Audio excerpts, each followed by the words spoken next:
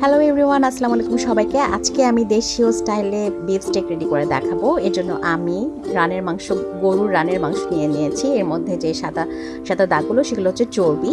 এই চর্বিটা থাকলে অনেক টেস্টি হয় মাংসটা। এখন আমি কিছু গোলমরিচ গুঁড়ো করে নিয়েছি ব্লেন্ডারে। একদম ফ্রেশলি গুঁড়ো করা গোলমরিচটা খেতে অনেক বেশি টেস্টি হয়। এখন মাংসগুলোকে আমি কাঁটা চামচ এবং পুতো দিয়ে ভালো করে থেতলে ভালো করে ফ্রেশ করে ধুয়ে এরপর টিস্যু দিয়ে শুকনো করে নিয়েছি। আচ্ছা, এর মধ্যে আমি এখন লেমন আর হচ্ছে একদম ফ্রেশ গোলমরিচের গুঁড়োটা ভালো করে মেখে মেরিনেট করব। এটা হচ্ছে আমার ফার্স্ট মেরিনেট। আসলে বিদেশে বাইরের দেশে এইভাবেই মানে খায় বিফ স্টেকটা, কিন্তু আমরা যেহেতু একটু দেশীয়ভাবে খেতে পছন্দ করি, আমাদের একটু মশলা না হলে ভালো লাগে না। তার জন্য আমি এখন কিছু 1 চামচ লাল মরিচের গুঁড়ো, 1 চামচ গোল মরিচের গুঁড়ো, সয়া সস নিব 3 টেবিল চামচ। আমার এই স্পুনটা হচ্ছে হাফ টেবিল স্পুন।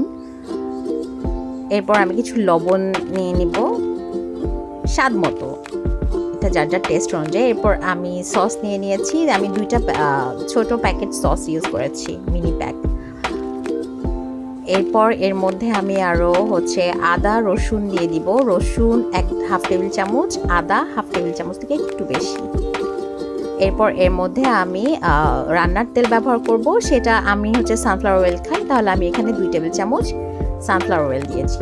এরপর এটা আমার সেকেন্ড ম্যারিনেট করা। এই মাংসটাকে আমি 1 ঘন্টা মিনিমাম কিংবা 3 ঘন্টা মেরিনেট করে রাখবো, অথবা কেউ সারা রাত ওইটা মেরিনেট করে রাখতে পারে।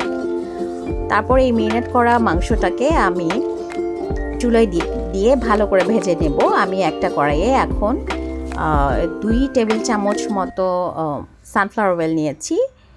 এখন এগুলোর মধ্যে আমি বিফগুলোকে ভালো করে ভেজে নেব। একদম ফ্রেশ, একদম যখন মাংসটা সিদ্ধ হয়ে যায় ভিতরের অংশটা সাদা হয়ে থাকে, এখানে তাই দেখাচ্ছে। আমি বাকি মাংসগুলোকেও একইভাবে ভেজে নিয়েছি।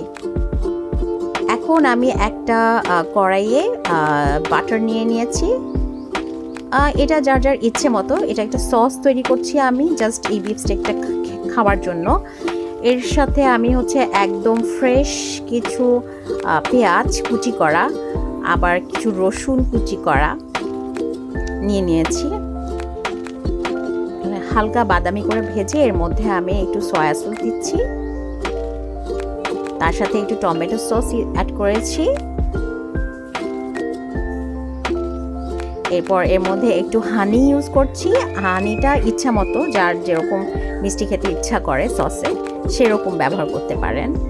আচ্ছা, এরপর আমার বাকি যে বিফ স্টেকগুলো আছে এগুলো ভেজে নিয়েছি সসটার সাথে মেরিনেট করে। বাস, আমার বিফ স্টেক রেডি। আমার বাসার সবাই খুব মজা করে খাচ্ছে yummy yummy beef stake. Thanks for watching this video.